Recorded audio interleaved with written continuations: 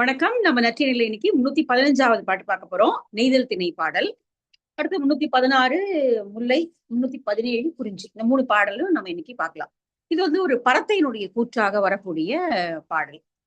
தலைவனால தலைவனோடு நட்பு கொண்டிருந்த ஒரு பறத்தை இப்ப வந்து அவள் முதியவளாகி விடுகிறாள். அவளுக்கு வந்து வயது எப்படி அது வயது மூப்புன்னு எனக்கு புரியல. ஏன்னா தலைவனோடு இருந்தவள் அப்படின்னா ஏறக்குறைய அதே வயது இருக்கணும். இல்லைன்னா கொஞ்சம் 1-2 வயது அதிகமா இருக்கலாம். ஆனா இப்ப அவள் முதுமை அடைந்து நலிந்து விட்டாள். இப்போ கைவிடப்பட்ட பறத்தையா ஆயிட்டா. அப்ப வந்து சொல்றா. இது ரொம்ப ஒரு மன சங்கடத்தை கொடுக்கக்கூடிய ஒரு பாட்டு.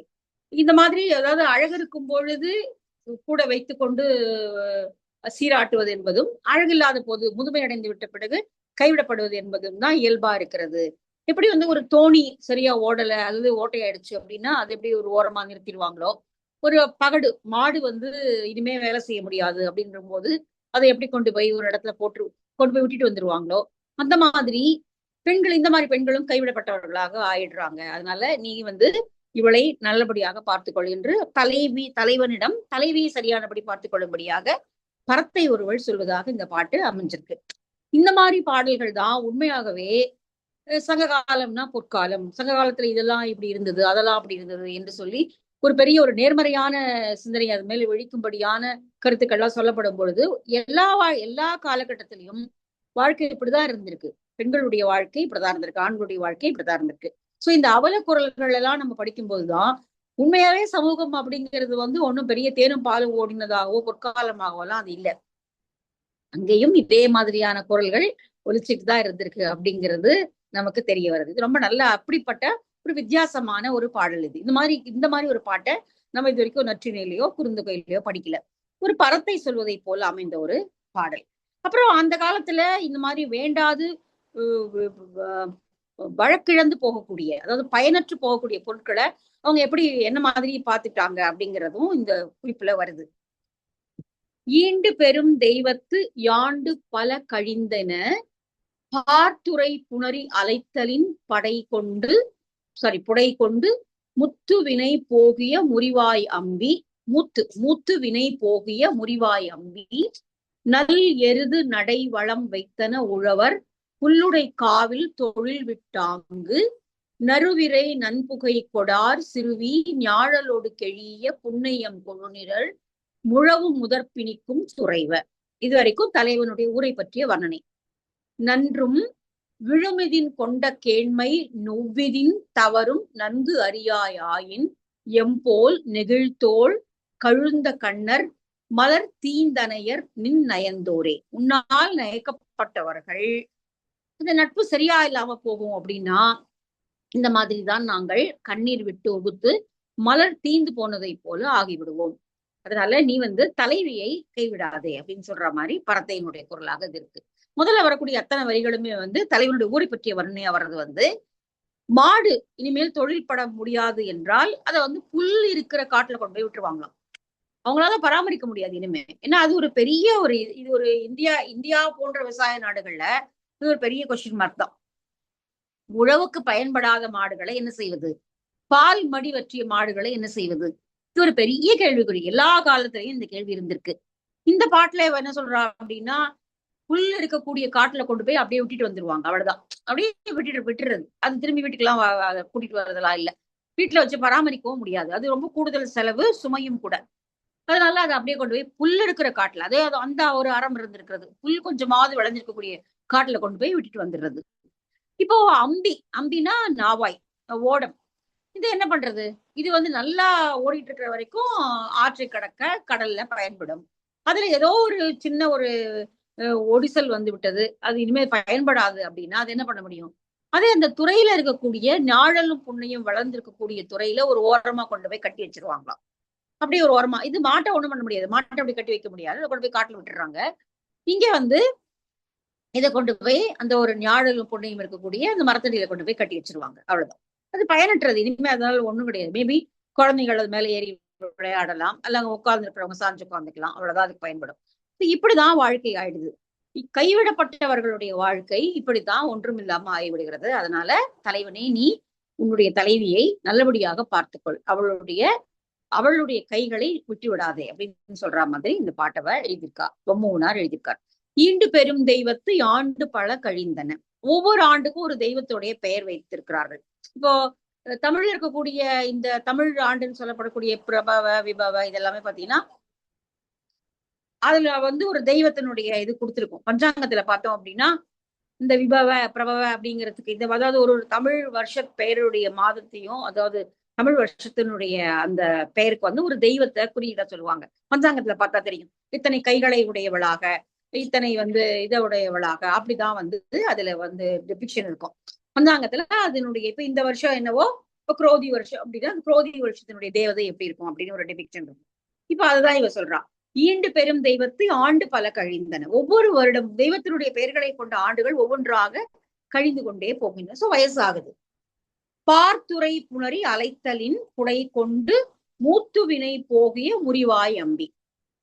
அலைகள் அடிக்கக்கூடிய கடலில் இவ்வளவு நாளாக ஓடிக்கொண்டிருந்த மூத்து காலம் கடந்து போயின நீண்ட காலம் உழைத்து விட்ட முறிவாய் அம்பி, முனை முறிந்து போன அல்லது பயனற்ற இந்த தோணியானது இப்பொழுது இந்த ஓரத்துல இருக்கக்கூடிய அந்த கரை ஓரத்துல இருக்கக்கூடிய ஞாழலும் புண்ணையும் வளர்ந்து இருக்கக்கூடிய அந்த நிழல்ல போட்டு கட்டி வச்சிடுறாங்க. அதுக்கு தூபம் காட்டி இவ்வளவு நாள் எங்களுக்கு உழைச்ச போதும் அப்படின்னு சொல்லி அதை கட்டி வச்சிடுறாங்க.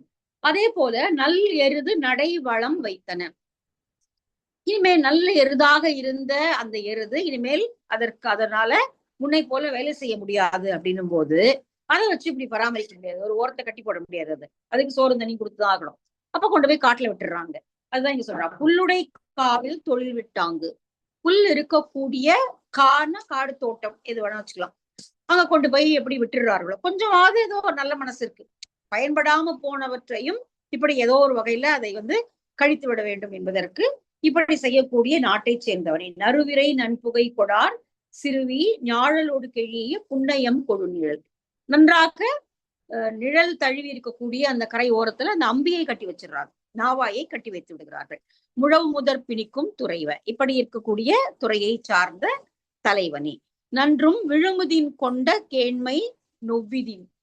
நன்றாக இருக்கக்கூடிய மனதிற்கு சந்தோஷம் அளிக்கக்கூடியதாக இருக்கக்கூடிய அந்த நட்பு திடீரென்று வேண்டாததாக ஆகிவிடும் பொழுது கைவிடும்படியான நிலைமையை எய்துவிடும் போது நொவ்விதின் தவறும் நன்கு அறியாயின்.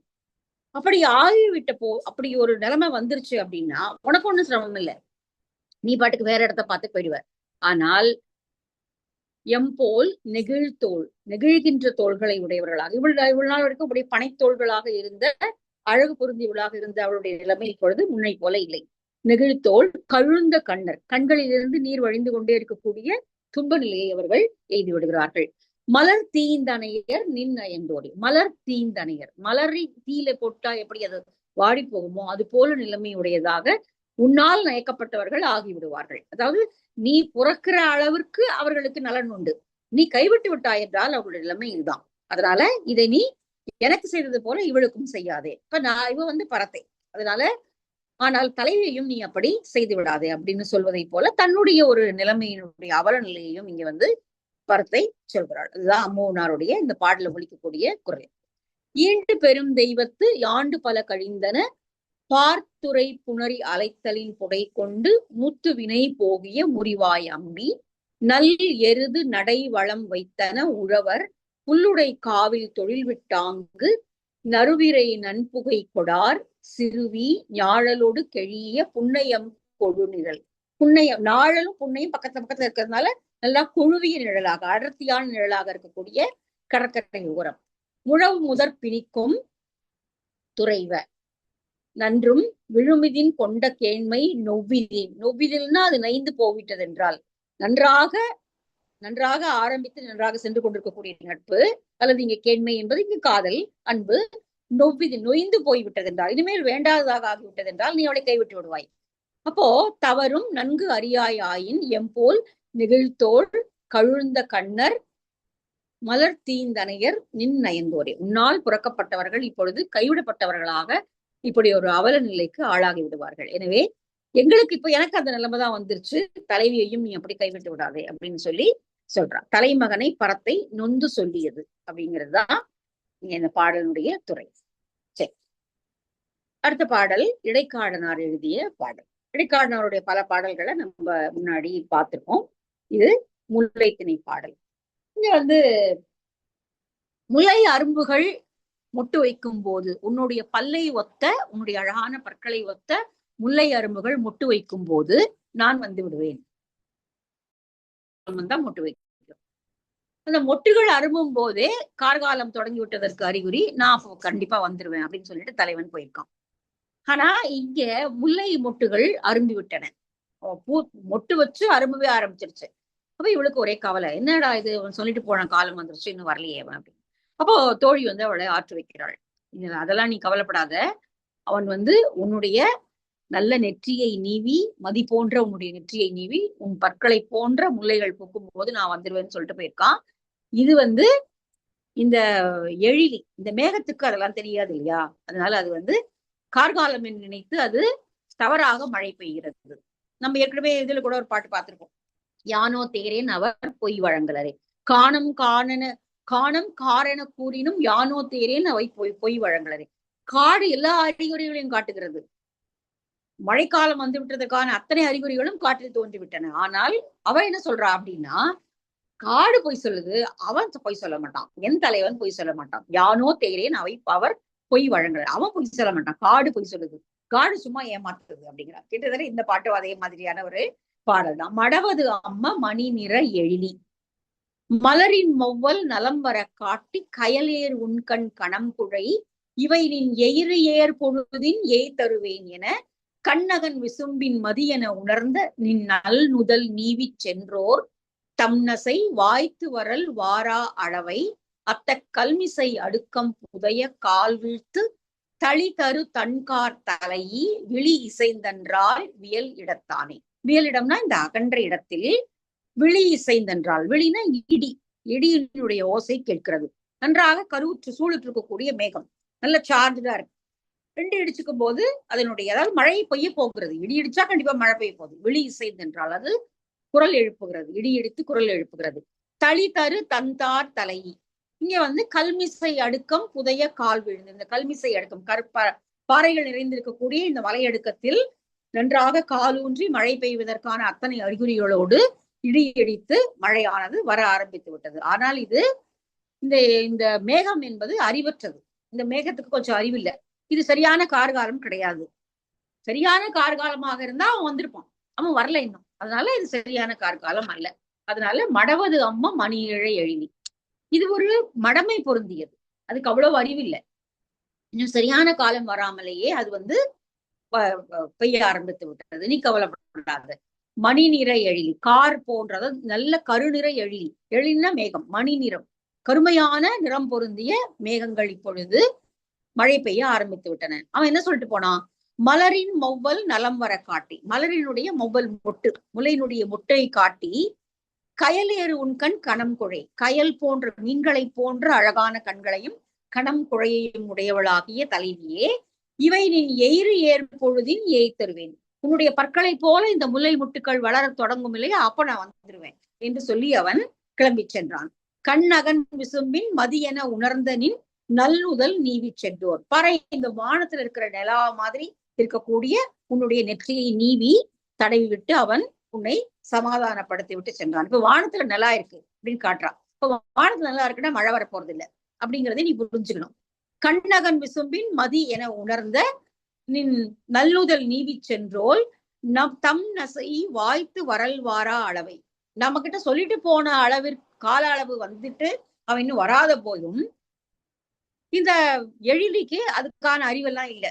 அவன் சொன்ன காலம் இன்னும் வரலையே, நம்ம மழை பெய்கிறோமே அப்படின்னா அதுக்கு தெரியல, அது மடவது அம்மன், அதற்கு அவ்வளவுதான் அறிவு. அதனால இது கார்காலம் அல்ல, அவன் சொன்ன காலம் இன்னும் வரவில்லை, தவறுதலாக மழை பெய்யவே முல்லைகள் பூக்க ஆரம்பித்து விட்டன, எனவே நீ கவலைப்படாத அப்படின்னு சொல்லி இது ஒரு சமாதானப்படுத்தக்கூடிய ஒரு பேச்சு, அவ்வளவுதான். இதுல எந்த உண்மையும் கிடையாது, அவ்வளவுதான். பிரிவிடை மெலிந்த தலைமகளை தோழி வற்புறுத்தியது. இதோ வந்துருவான் பார், இதோ வந்துருவான் அப்படிங்கிற பாடல் நிறைய இருக்கு, நம்ம பார்த்திருக்கோம். இதோ பாரு நீங்க வா, இது ரொம்ப அழகான பாட்டு, நம்ம நற்றியில தான் படிச்சோம்னு நினைக்கிறேன், நற்றியில படிச்சோமா குறுந்தொகையில படிச்சோமா தெரியல. இந்த முல்லை வளர்ந்திருக்கின்ற அந்த சுவற்றின் மேல ஏறி பார்க்கலாம் வா, என் தூரத்துல வர்றது தெரியும் பார், வா போய் பார்க்கலாம் வா அப்படின்னு சொல்லி கூப்பிடுற மாதிரி ஒரு பாட்டு ஒண்ணு இருக்கு, அது ரொம்ப அழகான பாட்டு. இங்கே உட்காந்து ஏன் கவலைப்பட்டு இருக்க, வாயன் கொஞ்சம் போய் எட்டி பார்க்கலாம், தூரத்துல அவன் வர்றது தெரியும், பார்க்கலாம் வா அப்படின்னு சொல்றது. அவன் வருவானா வரமாட்டானோ தெரியாது, ஆனால் இப்படி தினமும் போய் பார்க்கறது, அந்த மாதிரியான ஏதோ காலத்தை கடத்துவதற்காக. சோ இந்த பாடலும் அதே மாதிரிதான். இங்கேயும் வந்து காணும் தான் பொய் சொல்கிறது, மழை மேகம் பொய் சொல்கிறது, அவன் பொய் சொல்ல மாட்டான் அப்படிங்கிறது தான் இந்த பாட்டினுடைய பொருள்.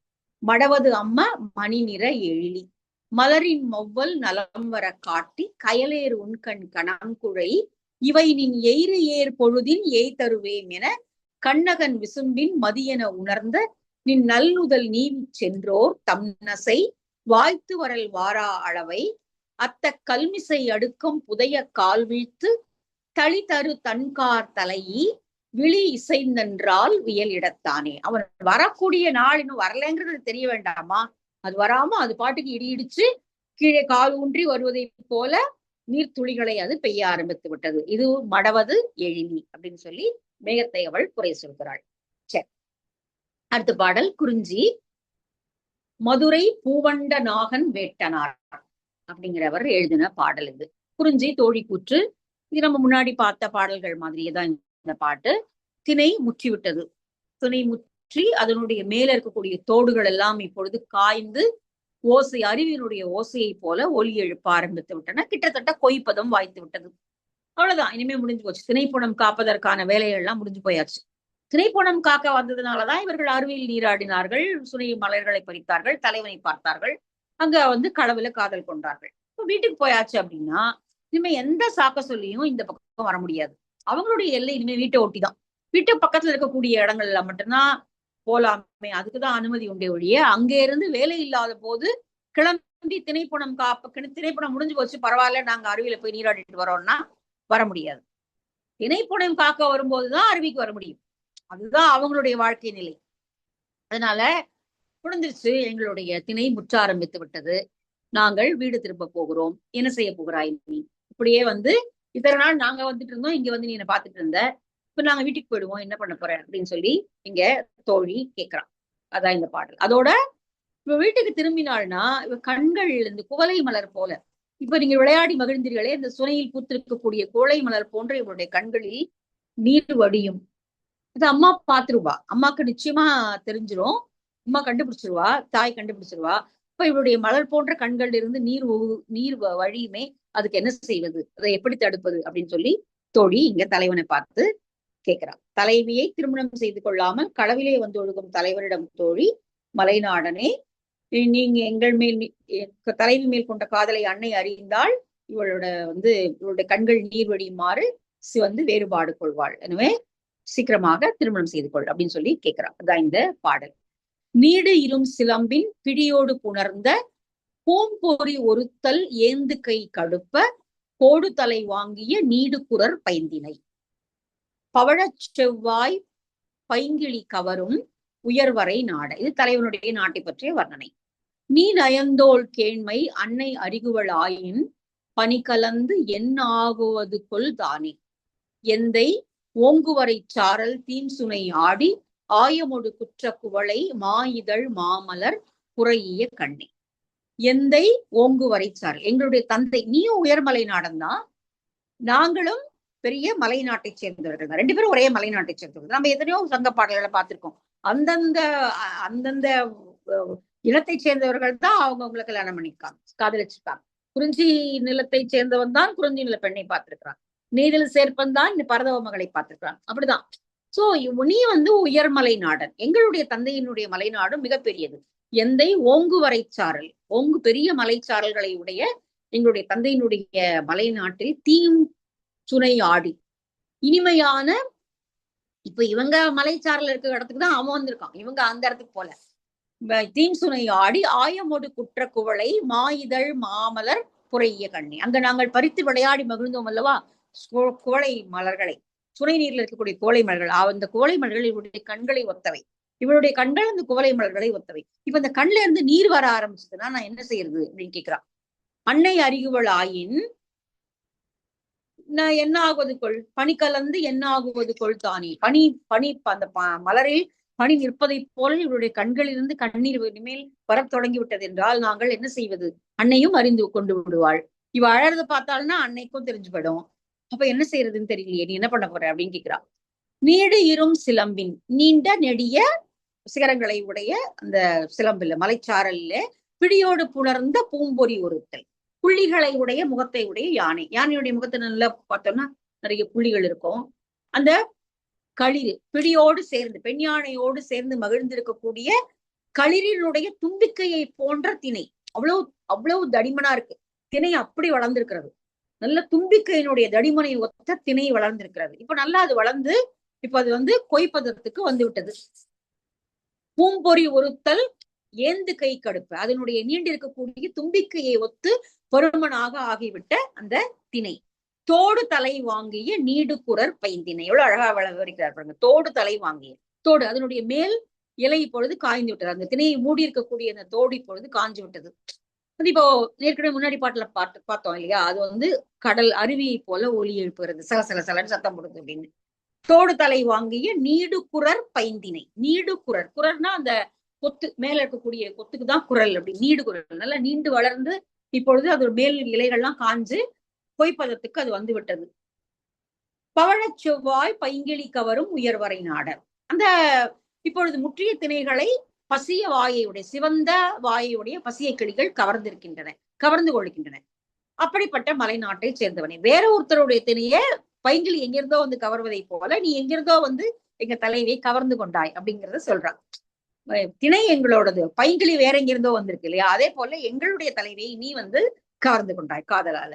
இப்போ நாங்க வீட்டுக்கு திரும்ப போயிட்டோம் அப்படின்னா, அன்னை அறிகுவளாயின் உயர்வரை நாட நீ நயந்தோள் கேண்மை, நீ விருப்பப்பட்டாயே, நீ விரும்புகிறாயே, அவளுக்கும் உனக்குமான நட்பை அன்னை அறிந்து கொண்டு விட்டாள் என்றால் என்ன செய்வது? இப்ப இவருடைய கண்களில் இருந்து குழை மலர், நாங்கள் விளையாடி மகிழ்ந்த சுனை நீரில் இருந்த குழையில், அந்த சுனையில் இருந்த கோழையை போன்ற இவருடைய கண்கள் இனிமேல் நீர் வார ஆரம்பிக்குமே, அப்ப என்ன செய்வது? அதை எப்படி தடுப்பது? என்னால நாங்க என்ன பண்ண முடியும்? நீ என்ன பண்ண போற அதுக்கு அப்படின்னு கேட்கிறான். அதுதான் இந்த பாடல். சரி, பாட்டை ஒருத்தர பாத்துருவோம். நீடு இரும் சிலம்பின் பிடியோடு புணர்ந்த பூம்பொறி ஒருத்தல் ஏந்து கை கடுப்ப தோடு தலை வாங்கிய நீடு குரர் பைந்தினை பவழச் செல்வாய் பைங்கிளி கவரும் உயர்வரை நாடர் நீ நயந்தோள் கேண்மை அன்னை அறிகுவளாயின் படிகலந்து என்னாகுவது கொள்தானே எந்தை ஓங்குவரை சாரல் தீம்சுனை ஆடி ஆயமோடு குற்ற குவளை மா இதழ் மாமலர் புறையிய கண்ணி. அவருடைய கண்களை பற்றிய வர்ணனை நிறைய பாட்டுல தலைவியினுடைய கண்களை பற்றிய வர்ணனை தான் முக்கியமான இடம் பெறுகிறது. மழைக்கண், சேகரி மழைக்கண், மாயிதழ் மாமலர் புறையிய கண் அப்படின்னு கண்களை அவ்வளவு அழகா அவங்க வர்ணிக்கிறாங்க. சரி, 317 வரைக்கும் இருக்கட்டும். 118 அடுத்த வகுப்புல பார்க்கலாம்.